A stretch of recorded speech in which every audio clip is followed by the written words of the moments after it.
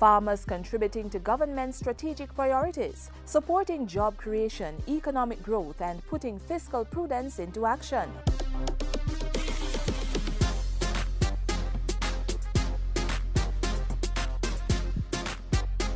Committed to growing the agricultural sector, the Ministry of Agriculture is putting some 8,000 acres of prime land under production. These have been divided across the island to form 9 agro-parks in St. Thomas, St. Catherine, Clarendon, St. Elizabeth, Manchester, Trelawney and Westmoreland. The aim is to get farmers or investors producing in high volumes using best practices, growing to supply both the local and export markets. 6 of these agro-parks are currently under operation, engaging more than 200 farmers who earned for themselves over $36 million in 2013. They represent just a fraction of the farmers of the agro-parks who will be leading the government's target of achieving revenues of $1 billion and producing enough to cut our high food import bill. We caught up with a few of the farmers at Amity Hall in St. Catherine to discuss their participation in the venture. The variety of crops that I've been planting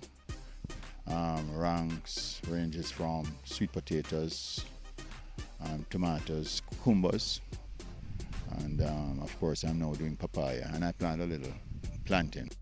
And I plant peppers here. I established about 3 acres. This pepper was planted out in September of last year, and started reaping in December. And I expect to get at least 20,000 pounds per acre. It's 3 acres. And so far I've been reaping on a weekly basis in excess of 1,000 pounds. I have 10 acres, which I have basically 7 acres on a production right now. I have almost 4 acres in potatoes.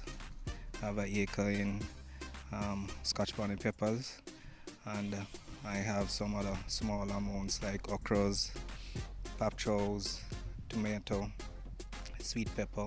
In terms of the potato, I basically stagger, say, 1 acre at each time, which so far has been look like a healing about 12,000 pounds per acre on an average so far. That I think is a good yield. Through funding from the Inter-American Development Bank, the necessary infrastructure such as roads, irrigation, drainage and other basic amenities were put in place to support production. Well, one of the greatest benefits is for us to have a 5-acre piece of land with water right there, and adequate road. If it rains, we can still visit our land. It is relatively flat land. We have equipment at our avail, and that is a key element in the mix. The farmers also received the technical support from Agro Investment Corporation, AIC, in areas such as the timing of crop planting and available markets.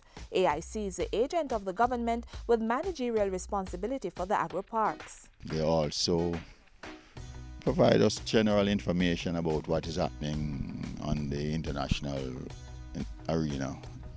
And that helps to kind of position us to be selective in the type of crops that we should embark on. These men have a general love for farming and want to see the agro-park succeed. I'm really a part-time farmer. I love farming, always involved in farming. It's the last 2-3 years that I've got the opportunity to be farming on a more extensive basis. And so far I put in a lot. I think I'm basically just started to reap the benefits. And I have a love for agriculture. I was trained in agriculture, and I need to make some money. So you have to do work on a timely basis. And I believe that the other farmers in the agri-park, if they make the effort and put their best foot forward, then it should be a success. We can produce, if we have reasonable amount of these sort of parks across Jamaica, we can produce more than enough food for the country and to export as well. The fact that the land is made available at, I would say, peppercorn rent, let's face it, let's be honest, that also is one benefit. And I believe that if we use the land and use it adequately, we can keep it for life. What we are doing here is just a demonstration. So I am anticipating that this stage of the AgriPark is the introductory phase to prepare us to take on the mega projects that are down the road. I see myself as an important part in it and hope to do much better than I'm doing right now. These are the farmers who are changing the face of agriculture. Their level of dedication and cooperation will lead to more jobs being created and Jamaica achieving a level of food security and eventually achieving sustained economic growth.